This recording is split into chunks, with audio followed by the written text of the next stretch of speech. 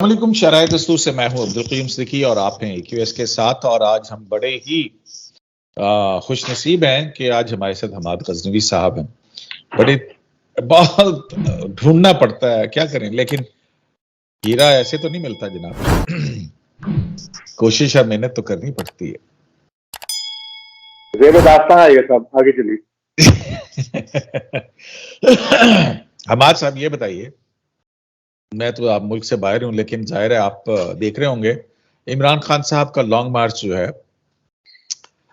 کہاں تک پہنچا، اس کے کیا کیا نتائج برآمد ہوئے، جن نتائج کے حصول کے لیے وہ لانگ مارچ کر رہے ہیں ان میں ان کا مستقبل کیا نظر آ رہا ہے آپ کو؟ لانگ مارچ کے آغاز سے بات کر لیتے ہیں کیونکہ ہمارے شہر میں ہوا تو ہم نے اس کو دیکھا بھی ہے براہ راست. لانگ مارچ کا دیکھیے، یہ حقیقی آزادی کے لیے ایک مارچ خان صاحب جیسے فرماتے ہیں. انہوں نے کہا آخر میں تو یہاں تک بھی وہ آ گئے کہ ہم الیکشن کی تلاش میں نہیں نکلے ہیں. جلدی الیکشن جو ہے یہ تو بہت چھوٹا سا ہدف ہے. ہم تو حقیقی آزادی چاہتے ہیں. تو ہمارے ایمز بہت بلند و بالا ہیں اور یہ تو جہاد ہے جس پر ہم نکل رہے ہیں. کچھ ایسے جیسے وہ کرتے ہیں، ایک دن کچھ بات کرتے ہیں، اگلے دن وہ کچھ اس کی اور وضاحت کسی اور طرف نکل جاتے ہیں. خیر، تو اب خان صاحب نے اتنی بڑی بات کر دی اور اس کے بعد جب وہ لانگ مارچ ان کا آغاز ہوا تو یہ تو بات درست ہے. اب دیکھیے حامی جو ہیں وہ تو کہتے ہیں یہاں پر جم غفیر آ گئے، مخالفین کہتے ہیں بندے نہیں آئے، تباہ ہو گئے، پٹ گئے، یہ کیا ان کا حال ہوا. اچھا، حامیین کی میں نے ابھی ایک چیز دیکھی، میں آپ سے شیئر کرنا چاہتا ہوں کہ یہ دیکھیے کیسے فضا بندی ہوتی ہے.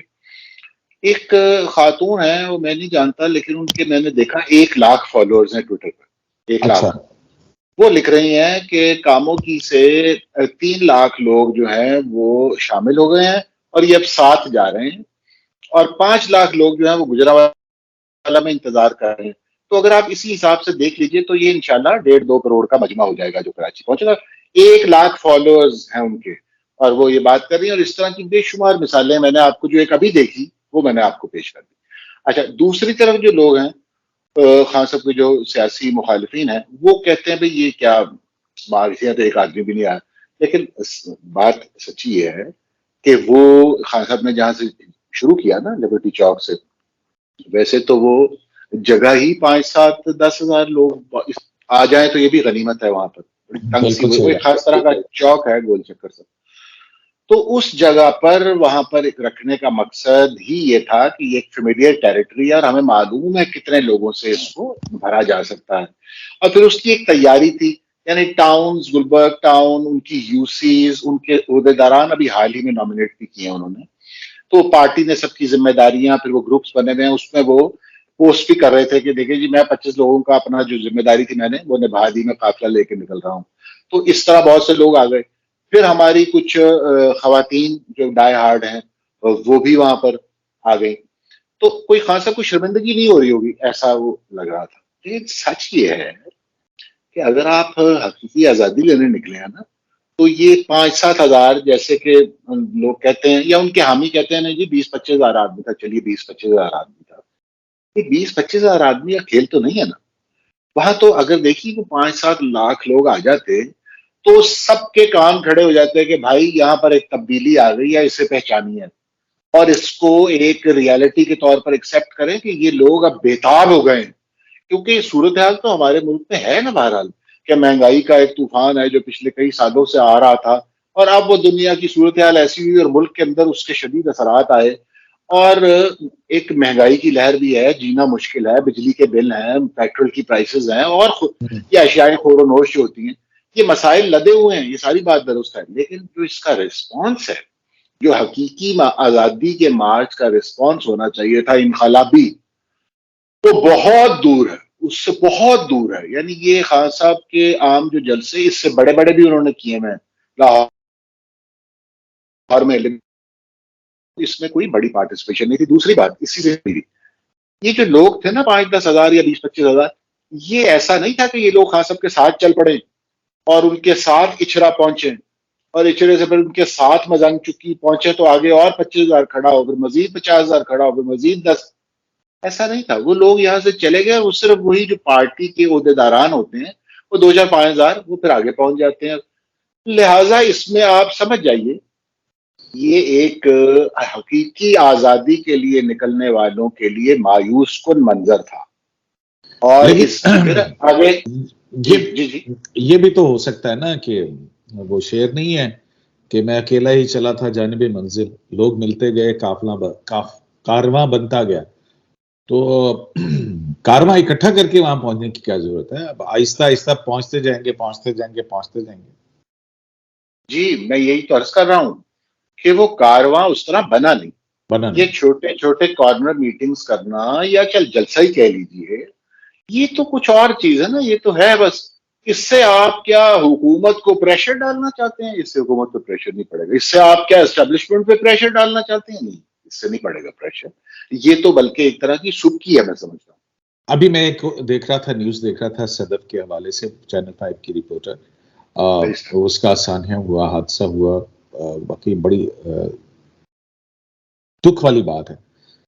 ہمارا صاحب ہمیں رپورٹنگ کرتے ہوئے بھی جو ہے نا یہ بھی دیکھنا ہے کہ اپنے آپ کو کیسے محفوظ رکھنا اور نیوز بھی کرنی. تو آپ کے خیال میں یہ کیا ہے؟ یہ ہماری کس قسم کی کوتاہی اور لاپرواہی ہے، یا نیوز آرگنائزیشنز کا پریشر ہوتا ہے کہ نہیں مجھے وہ والا شاٹ چاہیے، مجھے یہ چاہیے، مجھے وہ چاہیے، پیچھے سے وہ آپ، اور پھر اس کے اندر جو ہے وہ رپورٹر بیچارہ پتہ نہیں کس قسم پرسی کے اندر کیا کچھ کر رہا ہوتا ہے. ہاں یہ بات اب بڑی افسوسناک واقعہ یہ ہوا حادثہ اور صدف کا. یہ آپ نے درست کہا، جس آپ نے مجموعی جو فضا ہے اس کی طرف اشارہ کیا کہ ہم کن حالات میں آپریٹ کرتے ہیں، ہمارے صحافی اور رپورٹرز بالخصوص جو ہوتے ہیں گراؤنڈ پہ. آپ یقین جانیے میں سمجھتا ہوں کہ آپ لوگ خوش قسمت ہیں اور کوئی کسی کی دعا ہے آپ کو، کسی کا سایہ ہے آپ پر. ورنہ جن حالات میں یہ کام کرتے ہیں نا، ہر روز کوئی، ہر دوسرے دن کوئی شہادت ہو. میں یہ سمجھتا ہوں نہ کوئی انشورنس، نہ کوئی آگا پیچھا، نہ کوئی اصول، نہ کوئی ضوابط، کچھ بھی نہیں. آپ یعنی کہیں بھی چڑھ جاتے ہیں اور وہاں سے آپ فوٹیج کی خواہش رکھتے ہیں. جیسے آپ نے کہا ایک دوڑ سی بھی ہوتی ہے. اور یہ انلیگل چیزیں ہیں. جس لینڈ پہ آپ ہیں نا، جب میں کچھ دہائیاں پہلے ہم پڑھتے تھے تو آپ یقین جانیے کہ اسٹوڈیو میں ایسے ہی کوئی آدمی چڑھ جائے اوپر، نہیں نہیں نہیں، اس کا ایک اٹائر، اس کی ایک کٹ تھی، وہ ہیلمٹ اور وہ سب چیزیں، اور اس کو کس طرح باندھ کے رکھنا ہے کہ اگر وہ گر بھی جائے تو کس طرح اس کو بچانا ہے. نیچے نیٹ لگا ہوا ہے، ایک سسٹم. اور یہاں پر تو آپ کے رپورٹرز بیچارے جان ہتھیلی پہ لیے پھرتے ہیں، ان کے تحفظ کا کوئی رپورٹرز، سامان کیمرہ نہیں. مین، دونوں بالکل صحیح بات، رپورٹرز، کوئی نہیں. کیمرہ مین، باقی بھی جو ساتھی ہوتے ہیں ہمارے، کو ہاں. گیفر ہے، کو بجلی، کسی نے ٹرائی پاڈ اٹھایا ہوا ہے، جو بھی لوگ ہوتے ہیں، کوئی ڈی ایس این جی چلا رہے ہیں لڑکے، سارا عملہ. تو یہ ایک اس طرح کے حالات میں کام کرنا، یہ ہماری خوش قسمتی ہے کہ روز کوئی آدمی ہمارا نہیں جان سے جا رہا. اور لہٰذا اس کے بارے میں اب دیکھیے، اس کا دوسرا بھی پہلو ہے. ان کی تنخواہ کے حوالے سے بھی باتیں سامنے آئیں کہ کتنی ان کو ملی تھی، کتنی نہیں ملی تھی. وہ ایک کسی ادارے کا مسئلہ نہیں ہے. یہ آپ مختلف طرف دیکھتے جائیں، یہ ان ہیومن کنڈیشنز ہیں جس میں یہ لوگ آپریٹ کر رہے ہیں. یہ جو 2 4 6 آپ کو صحافی نظر آتے ہیں نا، اینکرز، اور ان کے بڑے بڑے بنگلے اور وہ بڑی بڑی گاڑیوں میں، اور آگے پیچھے ان کے وہ ویگوز چل رہی ہوتی ہیں، وہ کچھ اور معاملہ ہے. 99% صحافی جو ہے سنجیدہ، جو لوگ صبح اپنا کمانے نکلتے ہیں کام کر کے خبر کی تلاش میں، اور شام کو ان کو پتا ہوتا ہے ہمارا ایک سسٹم ہے، وہ بیچارے اب بھی ایک ایسی تنخواہیں لے رہے ہیں اور ایسے سیلری سٹرکچر میں پھنسے ہوئے ہیں، اور تنخواہ کبھی ملی نہ ملی، بہت عجیب صورتحال میں وہ سانس لے رہے ہیں. تو بہرحال جی بہت ہی افسوسناک حادثہ ہوا، اور جس طرح وہ ہوا ہے وہ بھی آپ کے علم میں ہے. اچھا، چلیں، یہ ظاہر ہے یہ بھی اسی لانگ مارچ کے اندر ہی واقعہ تھا، تو ہم نے اس کو ڈسکس بھی کیا، اس کے پیچھے کی باتیں بھی. آپ کو لگتا ہے کہ یہ لانگ مارچ اپنے اہداف پورے کر پائے گا جس طرح سے جا رہا ہے؟ دیکھیں ہمارے ساتھ، مجھے ایک بات سمجھ نہیں آتی کہ ملک کے اندر آئین ہے، آئین کے تحت ہمارے ہاں ادارے ہیں. اداروں میں جو سیاست میں کہتے تھے نہیں ہونے چاہیے، وہ سیاست میں وہ کہتے ہیں اب ہم نہیں ہوں گے، ہم اے پولیٹیکل ہو چکے ہیں. اچھا، اور پھر اس کے بعد جو ہے وہ عمران خان صاحب کو گرفتار بھی کوئی نہیں کر رہا، ان کو عدالتوں میں انصاف بھی مل رہا ہے، سارا کچھ ہو رہا ہے.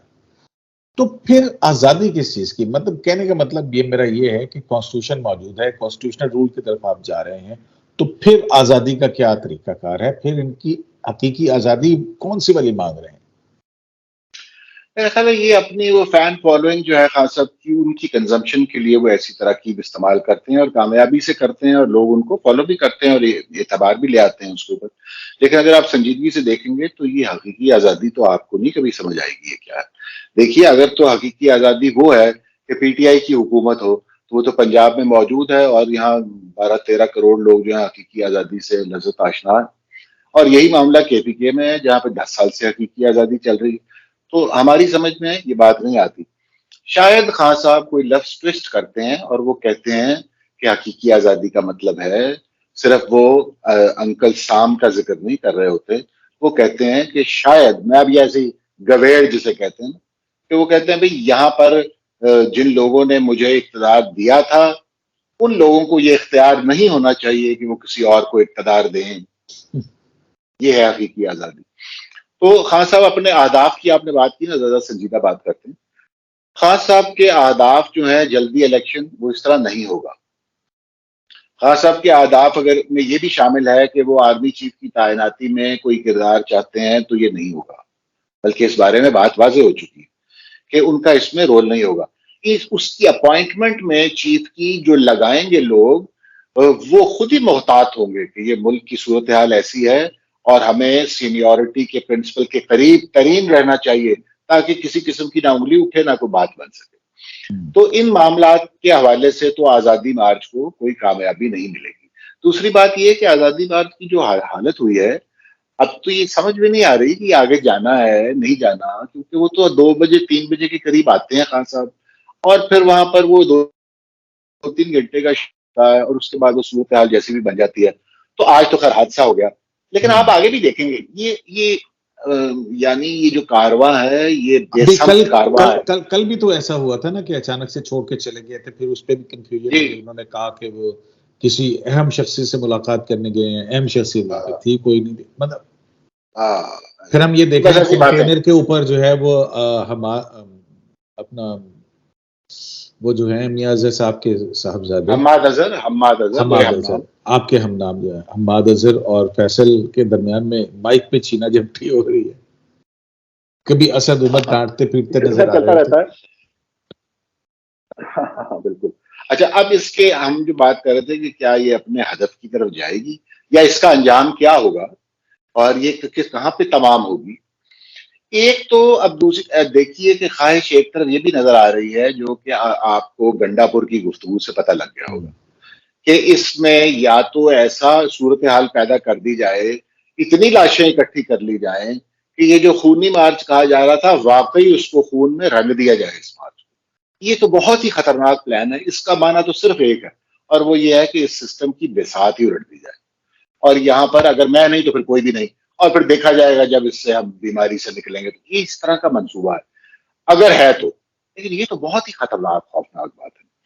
اس کا دوسرا جو ہم سیدھے رستے کی بات ہے، سیاسی طور پر ہم اس کا صرف اگر جائزہ لیں تو پھر اس کا انجام یہ ہے کہ ٹاکس کی طرف چلے جائیں گے. خان صاحب اشارے آ رہے ہیں، مسلسل اشارے آ رہے ہیں. حکومت کو کہا گیا آپ پہل کریں، حکومت نے پہل کر دی، ایک کمیٹی سی انہوں نے کچھ بنا بھی دی، اور اسی طرح جواباً بھی انہوں نے کہا. پھر رانا ثناء اللہ نے اپنی پریس کانفرنس سے بڑی اہم بات کی. انہوں نے کہا جی ہم اگر ستمبر کہہ رہے ہیں اور وہ اگر مارچ کہہ رہے ہیں تو کوئی بیچ کی بات بھی ہو سکتی ہے.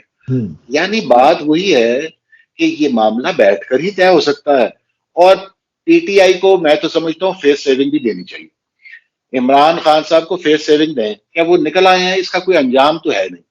تو بجائے اس کے کہ وہ کسی ڈیسپریٹ میجر کی طرف جائیں اور کوئی اور خون خرابہ ہو ملک میں، ان کے ساتھ گفتگو ایسی کرنی چاہیے کہ وہ ذرا سا اپنا یعنی اپنی عزت بھی بچا لیں. مثلا یہ کہ میرے الیکشن کی بات مان لی، کمیٹیاں بیٹھ جائیں، دیکھیے اس کا کیا آؤٹ کم نکلتا. لیکن ایک دفعہ ان کو کوئی ایگزٹ دینا چاہیے جس میں انہیں یہ نہ لگے کہ ان کو سیاسی طور پر ہزیمت ہوئی ہے، ورنہ یہ معاملہ جو ہے یہ خراب ہے اور اس میں سے کوئی نکلنا تو نہیں، لیکن یہ ہو سکتا ہے کہ آپ پورے سسٹم کو لپیٹنے کی کوشش کریں. جی ہاں بالکل. اسی اپنی گفتگو کو ہے جو یہاں پہ ختم کرنے سے پہلے ایک چھوٹی سی میں بات کر دیتا ہوں کہ دھاندلی والا 2014 میں آزادی مارچ بنا تھا، نکلا تھا، اور پھر آزادی مارچ چلا تھا اور پھر بہت بڑا دھرنا ہوا تھا. پھر اس کے درمیان میں یہ جو عمران خان صاحب کی غیر آئینی یا غیر قانونی فرمائش تھی کہ جو منظم دھاندلی ہے اس کے اوپر جو ہے وہ کمیشن بنے، تو پھر ایک آرڈیننس جاری کیا گیا، اس آرڈیننس کے ذریعے پھر ایک کمیشن بنایا گیا، اور جسٹس ناصر ملک صاحب کی سربراہی میں سپریم کورٹ کے چیف جسٹس تھے، 3 رکنی کمیشن تھا، اس نے پھر کئی مہینے جو ہے وہ اس کی ہیئرنگ کی، وہی 35 پنکچر والی بات، اور اس میں یہ بھی طے ہوا تھا، یہ مذاکرات، کیونکہ پی ایم ایل این کی گورنمنٹ تھی اور پی ٹی آئی کی گورنمنٹ تھی، کہ اگر ایسا نہ ہوا تو پھر وہ معافی جو ہے وہ مانگی جائے گی، کہ اگر منظم دھاندلی نہ نکلی تو جناب وہ فیصلہ بھی آ گیا، منظم دھاندلی بھی نہیں نکلی، اور دھرنا بھی ہوا اور سارا کچھ ہوا، اور آپ دیکھ لیں کہ کیا کچھ ہوا۔ تو ابھی بھی جو ہے وہ کس قسم کے مذاکرات کیے جائیں گے جب ایک آئینی مدت موجود ہے کہ جناب ٹھیک ہے، آرمی چیف کے اوپر جواب آ گیا، مطلب آپ دیکھ لیں کسی عمران خان صاحب پارلیمنٹ سے نکل کے کچھ بھی حاصل نہیں کر پائیں گے، ان کو اگر کچھ حاصل کرنا ہے، کم از کم حزب اختلاف کا عہدہ ہی حاصل کرنا ہے، تو پارلیمنٹ واپس جانا پڑے گا، اس کے بغیر وہ ان کا کچھ نہیں ہونے والا۔ آپ نے بہت اچھی بات کی کہ پارلیمنٹ جانا ہی آخری رستہ ہے، یہ ساری ٹھوکریں کھانے کے بعد پارلیمنٹ جانا پڑے گا، اس کے علاوہ کوئی حل نہیں ہے، کیئر ٹیکر سیٹ اپ بھی لگانا ہے۔ اور یہ جو آپ نے بات کی نا آئینی مدت کی، میں صرف یہ سمجھتا ہوں کہ یہ کوئی ضد کا معاملہ نہیں ہوتا، بہرحال اگر الیکشنز 2-3 ماہ پہلے بھی ہو جائیں گے تو یہ کوئی غیر آئینی عمل نہیں ہوگا۔ نہیں، الیکشن تو کسی بھی صورت میں غیر آئینی نہیں ہوگا، ٹھیک ہے نا؟ بار بار یہ کہا جاتا ہے نا کہ الیکشن پوری ایک مدت ہے جی آئینی، ٹھیک ہے، بالکل ہے، لیکن آپ سیاست اسی کو تو کہتے ہیں، ملکی صورتحال اگر آپ سمجھتے ہیں کہ ایسی ہے کہ الیکشن کی طرف چلے جانے میں 3 مہینے بعد الیکشن کروا لیجئے، 2 مہینے پہلے کروا لیجئے، اس سے کوئی تہو بالا نہیں ہو جائے گا نظام۔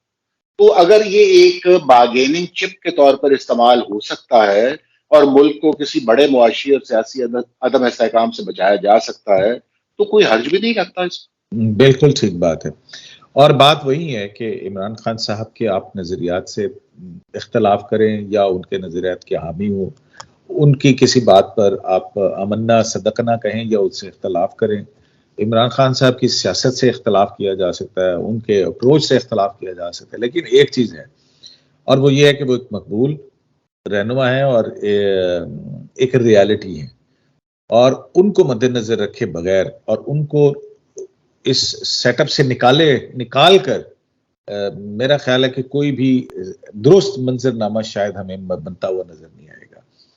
تو مذاکرات حماد صاحب ختم کر دیں، مذاکرات کا ڈول جو ہے وہ ڈل چکا ہے، یہ اچھی خبر ہے۔ شرائع دستور سے عبدالقیوم صدیقی کو AQS لائیو سے اجازت دیجیے، اللہ نے